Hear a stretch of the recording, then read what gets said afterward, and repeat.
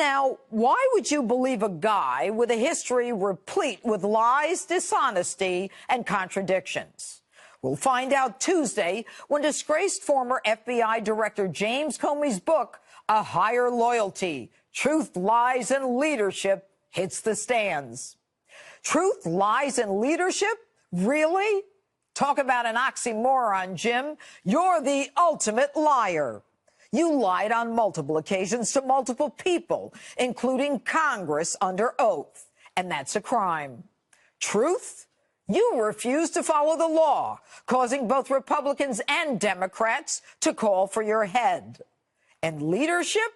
You violated the rules of your own agency by leaking classified information to a friend to leak to the New York Times. You went along with Loretta Lynch's false narrative that Hillary's case was a matter, not an investigation. And folks, get ready for a knife fight between Jim Comey and Loretta Lynch on both that as well as that tarmac charade. Jim, you've repeatedly proven your inability to run the FBI in a non-political way. You stayed silent as the New York Times retracted the story that Hillary's FBI review was a security referral and not a criminal referral. As if the FBI is a security company installing locks in peepholes.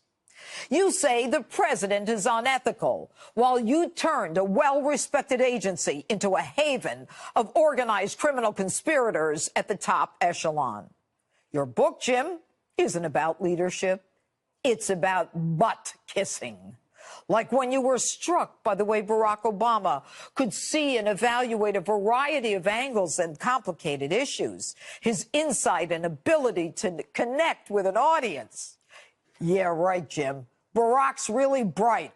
Like when he bragged about traveling to all 57 states. The guy's running for president and he thinks there are 57 states.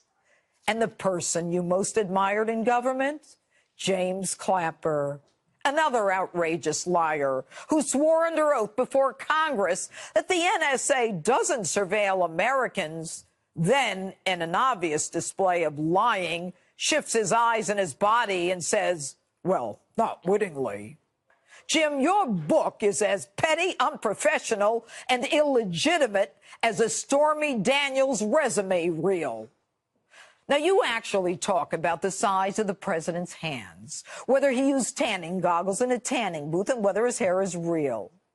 FBI agents, Jim, behind your back called you Cardinal Comey. But, Jim, you're not holier than thou. You're nothing more than a political operative orchestrating your own effort to make yourself the center of America's moral compass.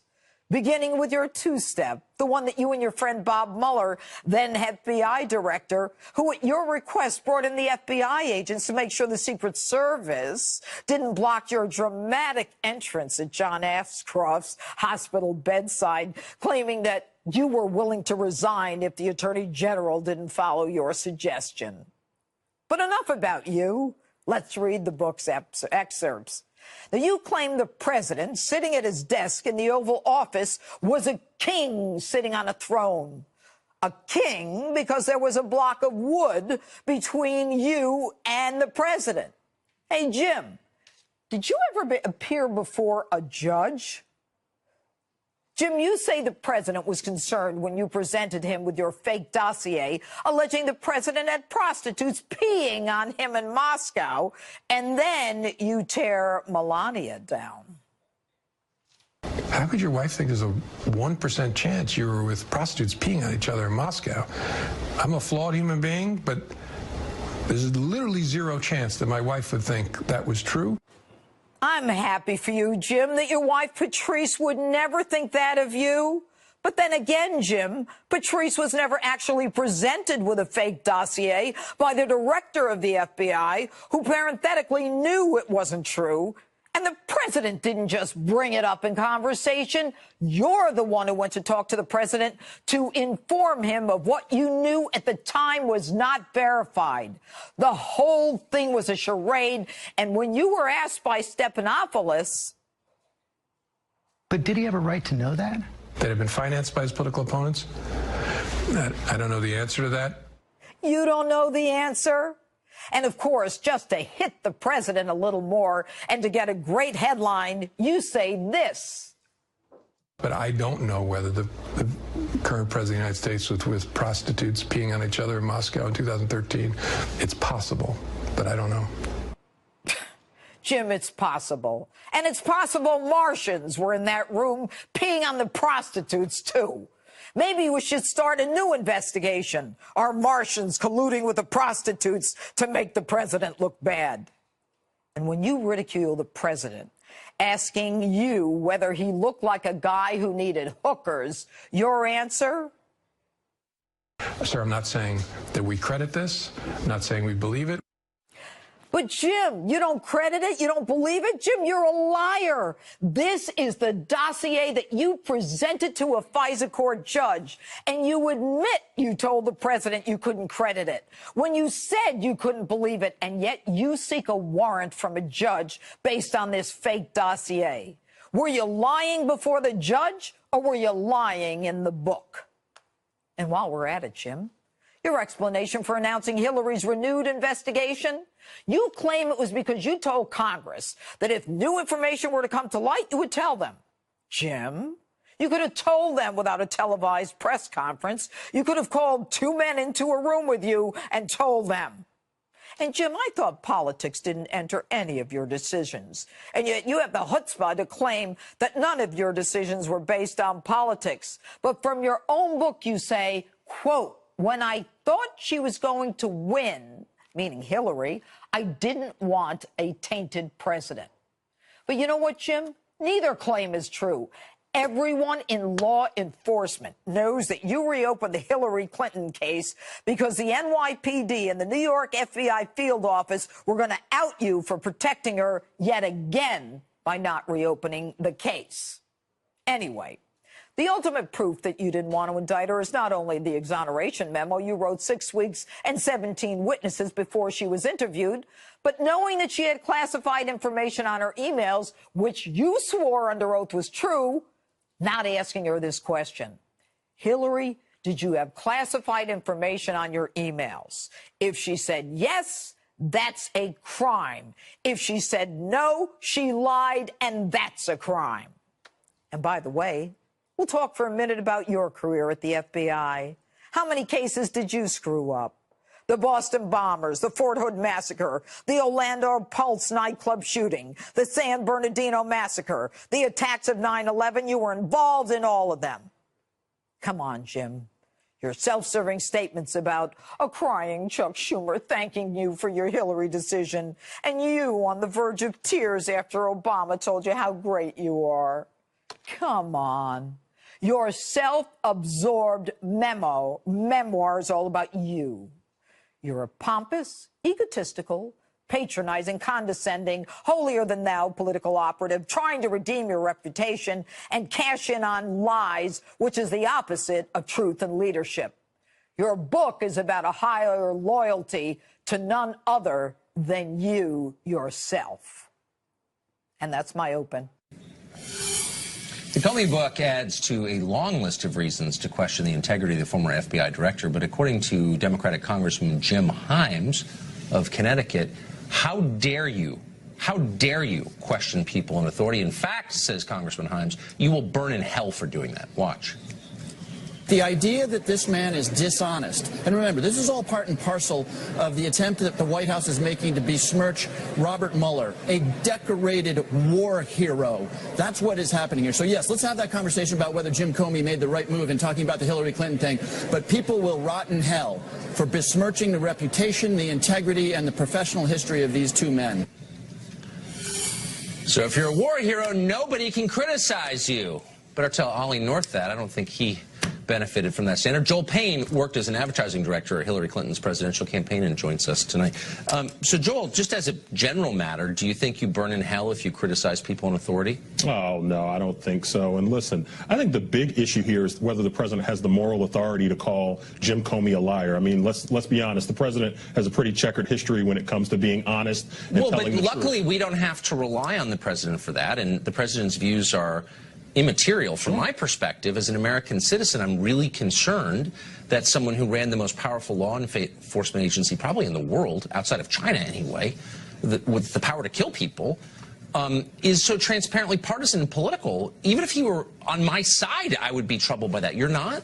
Listen, he took some shots at the president, but I mean, let's be honest, the president's been taking shots at him for the last 6 months. That's true. He's been taking very personal, direct shots. He's been running an opposition campaign out of the West Wing. So yes. I think you have to give Jim Comey a little bit of a pass on. Well, look, I understand. I mean, I'm just being as honest as I can be. I understand why Comey's annoyed. He got fired. He's been attacked. I get it. But the difference is that Trump is an elected official. He's a politician. We put him there by voting for him, whether you like it or not. It was part of our democratic process. Comey's a bureaucrat. He was appointed. We don't really have any control over what he does or how long he stays. He's not supposed to be political. In fact, he can't be, or else the system corrodes.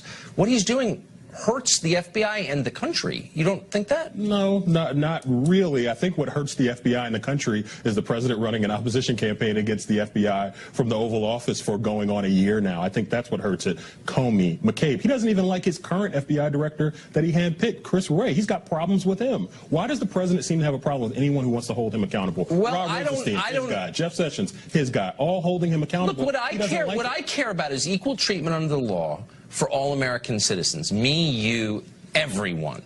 So this Comey thing actually calls that into question. When Comey was canned, a bunch of FBI officials texted and emailed one another about that, expressing concern about it, but also solidarity with Jim Comey. Those emails were FOIA'd. We now have them. I'm going to put some on the screen here and read them to you. The first is from Renee McDermott, who wrote this. Unexpected news such as this is hard to understand, but I know you all know our director stood for what is right and what is true. Triple exclamation point. He truly made us better than when we needed it most. The next is from David Gelios and says, I hope this is an instance of fake news. The third from Michael DeLeon, who says, and I'm quoting, everyone is surprised and we're certainly disappointed with the events. In an earlier email he wrote, we all feel the pain associated with the loss of a leader who's fully engaged. These are people who are on Comey's side. Comey is now a political figure. If I'm investigated as a U.S. citizen by Renee McDermott and I don't like Comey or I like Trump or I don't like Hillary, why wouldn't I be nervous about that investigation? Oh, my goodness. I mean, Tucker, these are people who are expressing personal feelings for someone they work very closely with. By the way, you know, let's go back to the Watergate investigation, not Watergate, the Bill Clinton investigation, Ken Starr. Look at the people who were running Ken Starr's investigation. All Republicans, all people who didn't like Bill Clinton. I thought we weren't supposed to be happy with that. Look, these are not politicians. Sure. These are FBI agents who run, no, but Comey has put them in an impossible situation. They are now tied to Comey. They are Comey partisans. It's okay to think your boss is great, he got fired, it's sad. I get that. Sure. But now that Comey has made himself into a political figure, it besmirches their reputations, and it calls into question the independence of the FBI. That's the point I'm making. Tucker, what has made Jim Comey into a political figure is the president using him as a whipping boy publicly. That's what's made him into a political figure. Well, Comey just wrote a book attacking him. Look, yes, he wrote a book attacking him because the president spent the last 6 months attacking him. Isn't this the president that says, I'm going to punch back, I'm not going to let people take shots at me? You're absolutely right. So what's good for the goose? What I care about is not defending Trump. What I care about is the integrity of our institutions, whose employees carry guns and have the right to break my front door down. And the FBI is #1 in line on that list. I understand. And I'm very worried that this is politicizing and, in the eyes of the public, discrediting our main law enforcement operation. And Jim Comey didn't need to write this book. He did it for the money. And he shouldn't. He should be one of the 8 guys in America who takes a pass on the book and takes a pass on the money, because the effect is too damaging. You know, Tucker, here's what's interesting, though. We've talked here, what, about 5 minutes? We haven't talked once about the Mueller investigation, which is very legitimate, which is not a witch hunt, which has already had 3 people plead guilty to wrongdoings on the president's campaign: Papadopoulos, Manafort, and Gates. More are coming. Michael Cohen's in a lot of problems. First of all, how do you know more are coming? If it's entirely legitimate, do you have some inside source there? I mean, what do you know that we don't know of this, quote, legitimate investigation? Well, I'm doing what everybody else is doing. So we know because they're leaking details from the investigation to the press. Would a legitimate investigation do that? So I guess if you don't like leaking, then you don't like Scooter Libby being... no. I'll tell you what I don't like. What I don't like is in a criminal investigation leaking against the subjects of the investigation. That discredits it. It happens all the time, not just in this one. It's always wrong. And yet the left is enjoying it because it's goring the ox of Trump. I'm personally not enjoying anything. I don't like the fact that we don't trust our president. What did you think about his lawyer's office? Talk to 5 lawyers, 3 of whom may hate Trump, and ask them, what do you think of breaking into Michael Cohen's office? I bet all 5, if they're honest, would say, whoa, I hate Trump, but that's too much. That's ridiculous. I think there's a very high bar to have to do what those agents did, which suggests to me that there's some real stuff that Michael Cohen's out. Oh, so you're taking that on faith. Should the rest of us take it on faith that the Stormy Daniels affair merits breaking into his personal lawyer's office? Because the president has been running an opposition campaign against the FBI, now everybody can doubt what the FBI, what happens when they're going out and they're trying to fight terror or they're trying to prevent people from shooting up our streets. Now we're back to the Jim Himes category. Don't ever question those in authority. No. Or else it's your fault. You're the law and order party. Republicans, conservatives are the law and order people. Yeah, that's why I don't want to see the former head of the FBI become a political figure and make fun of the president's hands. Like, what does that have to do with anything? And that's why I don't want the president to use the FBI as a whipping boy so he can distract attention from his own wrongdoing. But the president's a politician. That's what they do. The head of the FBI shouldn't do that. Are you happy with him mocking Trump's marriage or his hands? What is that? No, look, that's not what I'm focused on. I'm not focused on what Jim Comey said. You don't think that discredits the FBI? I think those are personal observations that he made. I'm more interested in what he talked about in terms of the president being mistruthful and dishonest in some of his conversations with him. Okay. Well, thank you, Joel, for joining us. I appreciate it. We don't yet agree, but keep coming back. Something that distracted me because he said, if there's even a 1% chance my wife thinks that's true, that's terrible. I'm a flawed human being, but there's literally 0 chance that my wife would think that was true. So what kind of marriage to what kind of man does your wife think there's only a 99% chance you didn't do that? Jim Comey is a very good man. He's a very good marriage. He used his interview with George Stephanopoulos to remind the rest of us of that and to weigh in on the health of the president's marriage, because, of course, that's what principled, neutral law enforcement officers are sworn to do. Dan Bongino is an NRA TV contributor, a former Secret Service agent, and he joins us tonight. Dan, the former FBI director, went on to comment on the size of the president's hands, which he checked when he worked for him. You've been in law enforcement a long time. Are these kind of categories that you'd say most FBI agents assess before beginning a job? The health of the boss's marriage, the size of his hands, things like that? Yeah. Yeah, his tan lines. Tucker commented on the tan lines around his eyes. That's fascinating. Donald Trump's tan. Tucker, we're talking about the director of the most powerful law enforcement agency possibly in the history of the planet that has the power to take your freedom and take your life. Decisions that can change the world are made every day, and he's commenting on President Trump's tan lines, the size of his hands, and the quality of a marriage he knows nothing about. This guy has entirely beclowned himself, and he is the Kaiser Sose of this movie right now. He plays off as this big innocent white knight. Meanwhile, behind the scenes, he was the guy single-handedly responsible for some of the worst debacles in FBI history in regards to this Obamagate fiasco. Well, that's, I guess, the other thing. I mean, I try to be honest. There are a lot of, it's hard because it's such a partisan moment, but you want to be as honest as you can. And I've said a bunch of times on the show, I think you agree. I think this guy really hurt Hillary Clinton's campaign. I'm happy with the outcome, but I think that he behaved in a flaky, bizarre, irresponsible way with Hillary. Where are all the Hillary people, the honest Democrats, to point that out in this moment?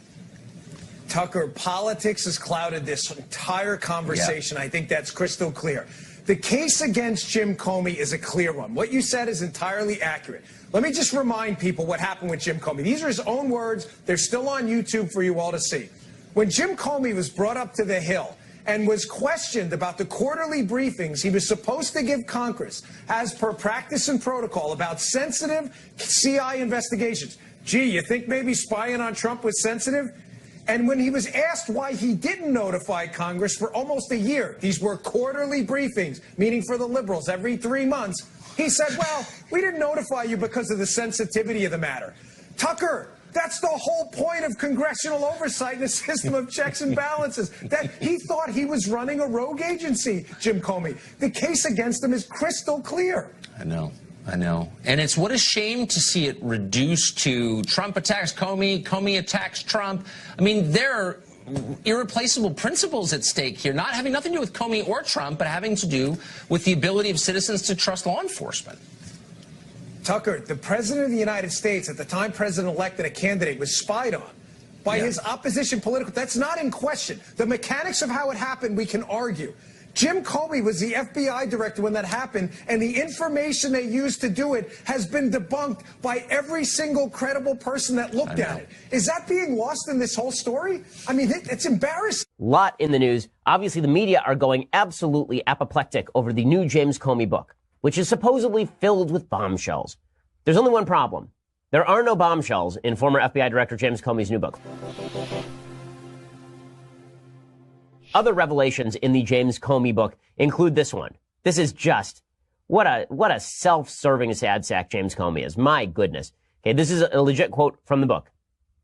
Comey writes that President Obama sat alone with him in the Oval Office in late November and told him, quote, "I picked you to be FBI director because of your integrity and your ability. I want you to know that nothing has happened in the last year to change my view." On the verge of tears, Comey told Obama, "Boy, were those words I needed to hear. I'm just trying to do the right thing." "I know," Obama said. "I know." Oh my God. Really?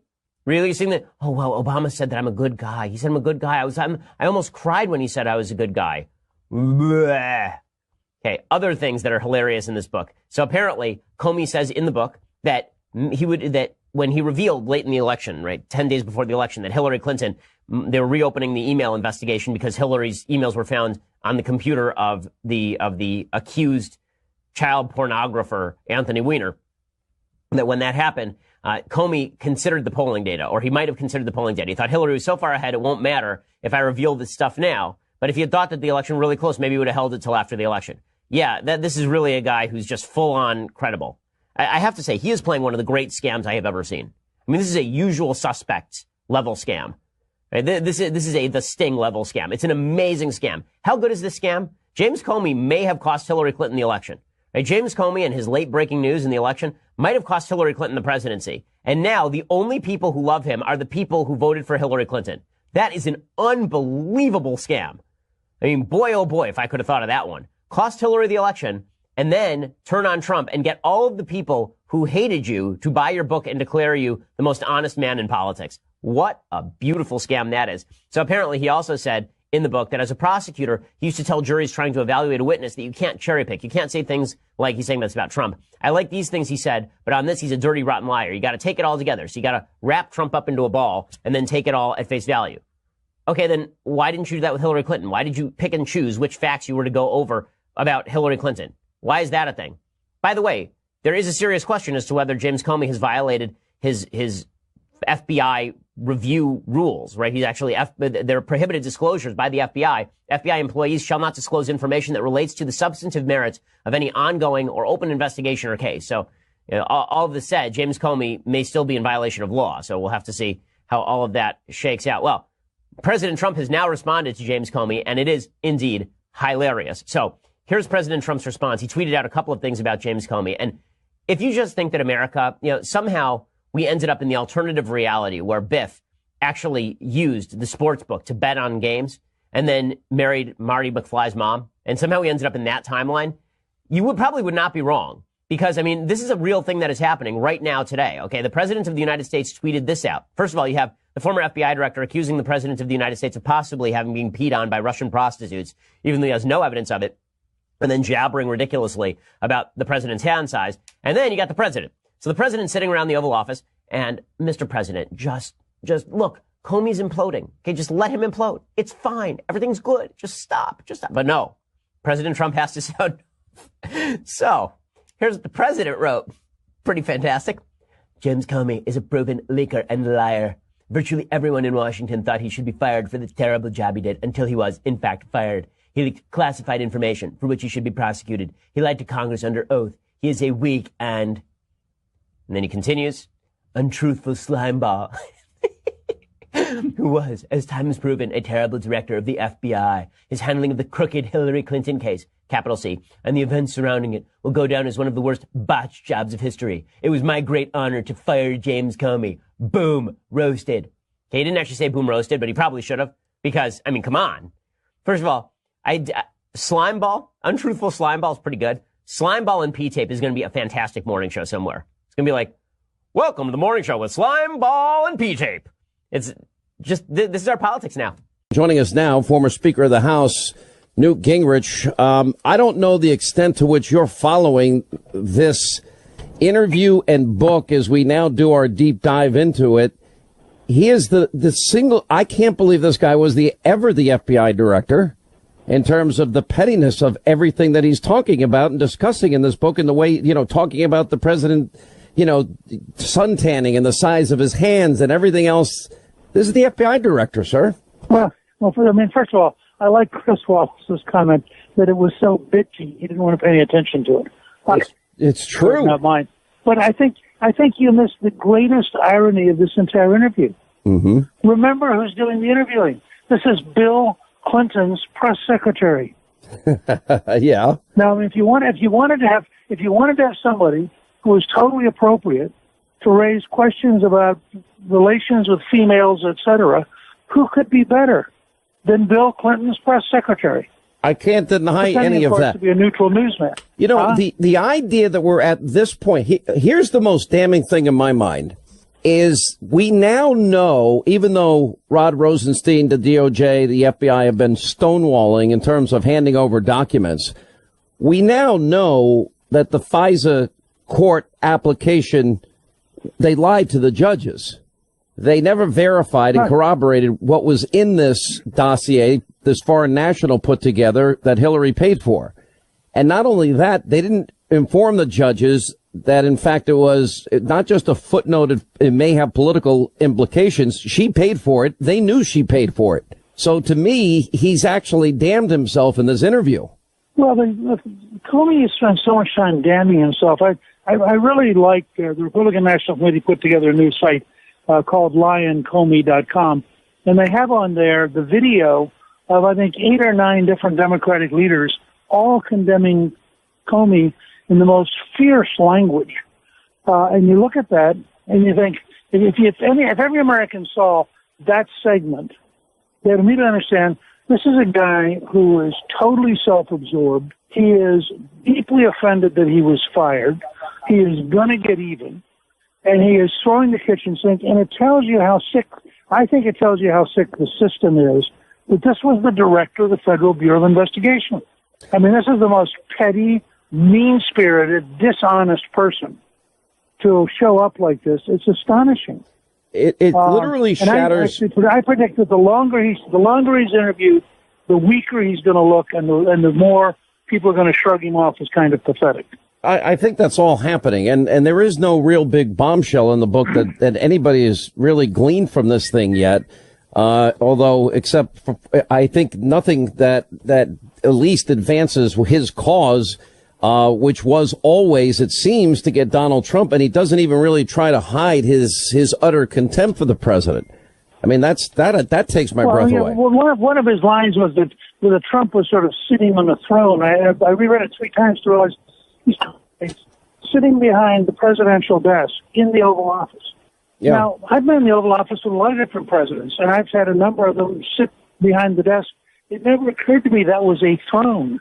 But it tells you something about Comey's personal inadequacies, that he has this deep sense of, there's a piece I saw earlier today that he had gone to see Obama, and he just wanted to ask Obama, would he really do all right? And you read this quote from his being in with Obama, and you think, this is like a 7th grader seeking approval. And of course, he didn't want approval from Trump. He didn't like Trump. He didn't want Trump to be there. He did everything he could. There's no doubt in my mind that the FBI knowingly didn't tell the federal judge this was a Clinton campaign document because they wanted to get the FISA warrant, because they wanted to get somebody in the Trump team, because they wanted to set the stage for exactly what we're going through. And I think the whole thing is tainted. And there I have to say, by the way, you've done great work with Alan Dershowitz on these things. And as an old-time liberal, Dershowitz, who's a great college professor at Harvard, has really come on strong in explaining just how sick this whole system is now. Here's what happened, Mr. Speaker. Here's what we know. And I bring this up every time because the magnitude of this, I think people really need to just take this in and absorb this. We have the former head of the DNC said the DNC rigged the primary. She stole the primary from Bernie Sanders. This is the United States. Then we have a situation where we know Hillary committed multiple felonies, crimes, and then, of course, the obstruction aspect of deleting and acid washing and breaking up devices. Then we have Comey exonerating Hillary Clinton, writing an exoneration months before. He even investigates her or 17 other people. The person that does the interview of Hillary Clinton is Peter Strzok, the big Trump hater himself, in conjunction with Comey. And then they don't tell the FISA court judge this is a political paid document that we didn't verify or corroborate in any way, because he even admits in this interview and in this book that he still has not corroborated anything in that dossier. But yet that dossier was the bulk of information to get a FISA warrant to spy on an American who happened to be part of the opposition party campaign. This is the United States, sir. He's alluded to some reference that there's a classified document that indicates that Attorney General Loretta Lynch was doing things that were illegal. I mean, every time you dig into this, it just gets worse. But what our listeners need to remember is this isn't a silly game. This was the head of the Federal Bureau of Investigation. These are people with the power to put you in jail. These are people who make your life miserable. And if they don't follow carefully the rule of law, they threaten all of us. Because think about it. If they will do this to the President of the United States, what will they do to you and me? What will they do to every listener in the country? And I think that's why Thomas Jefferson insisted on the Bill of Rights being added to the Constitution, because he so deeply distrusted government power. And what you're seeing are people who are just breaking down the Bill of Rights and the Constitution and willfully pursuing political vendettas in a way that I don't think we've ever seen in American history. All right, when we come back with Speaker Gingrich, we are going to go over some of the lies that we know James Comey is telling and what it may mean for his future. Don't forget, by the way, Newt Gingrich, you can still sign up for your course, right? Oh, yeah, it's still available, defendingdemocracy.course.com. And it relates to exactly this. There's a whole section on the Bill of Rights and on the rule of law and why it's so important. And I did the course in order to have young people who don't get this education anymore, to have them learn about what America is all about. All right, we'll come back more with the speaker on the other side. Outrageous, damaged the institution of law enforcement in this country. The lowest moment in the history of the FBI. I found it hard to believe that Comey, who I thought had some degree of integrity, would do this. All I can tell you is the FBI director has no credibility. That's it. All right, that was back when the Democrats hated James Comey. Now they love him because he hates Donald Trump. These are very strange times we live in. Former Speaker of the House, Newt Gingrich, with us. Well, you're exactly right. I don't think we've ever seen the level of intensity. Frankly, I'm not sure how many Democrats really like James Comey. He's not a very likable guy. And I think that what we're seeing, and I'm interested to watch this coming week, is I think he's the kind of personality that doesn't wear very well. And he's like the brother-in-law that you don't mind have come over like for a cup of coffee. You don't particularly want him to stay for dinner. Yeah. And I just think, I'm not telling anybody in particular. But anyhow, I think he's the kind of guy who the more you listen to him talk, the more you realize that his world is about James Comey. Everything's about him. And, of course, what Donald Trump did was he fired him. And so what you've got is an embittered former employee who was fired, who is now doing everything he can to dump on the guy who fired him. And I think in the end, Trump's going to come out just fine. People are going to say, Look at the lies, though. Given this guy's ego, I'd have fired him, too. He says he never leaked. We know he leaked to the Columbia professor to the New York Times, right? He claims he was wrongly fired, but the truth is, he did a lot of things that he shouldn't have done, and every Democrat didn't want him in that position. All those Democrats. He says he's not political. It's obvious he's political. So everything that he's saying here is just absolutely false.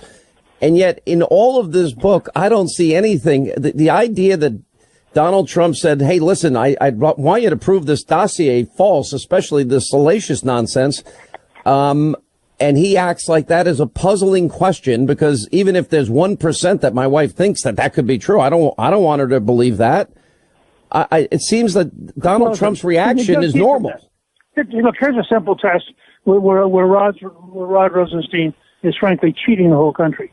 There are three memos that Comey wrote after he saw Donald Trump. All three memos are still sitting at Justice because Rosenstein will not release them. Now, if we have to read the whole book, we should wait and see what are these three memos? Why aren't they releasing them? And I'm told that actually the memos totally exonerate Donald Trump and undercut all of the posturing that we're getting out of Comey.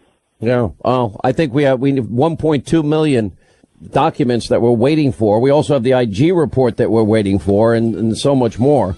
Mr. Speaker, we always appreciate your insight. Thank you. You break it down as simply as anyone could ever ask for. The other thing that surprises me, frankly, is how bitchy the book is.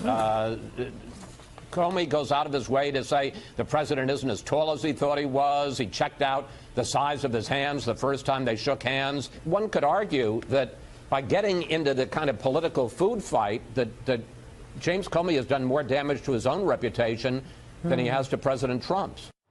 Chris Wallace earlier today saying what perhaps some are thinking as they listen to the early stages of what's in James Comey's book, and some are wondering if it may end up doing him more harm than good.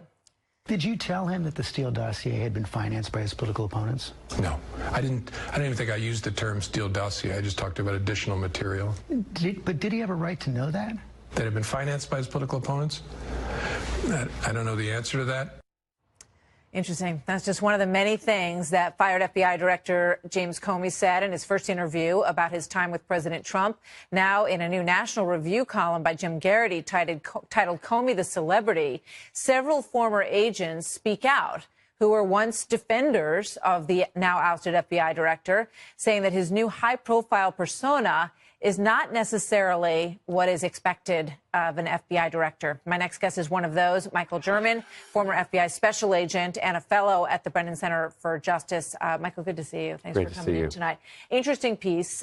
You and several other former agents spoke out by name and said that some of this is very uncomfortable and turns you off now about James Comey. Sure. And I was never really a great proponent of James Comey. I've been highly critical.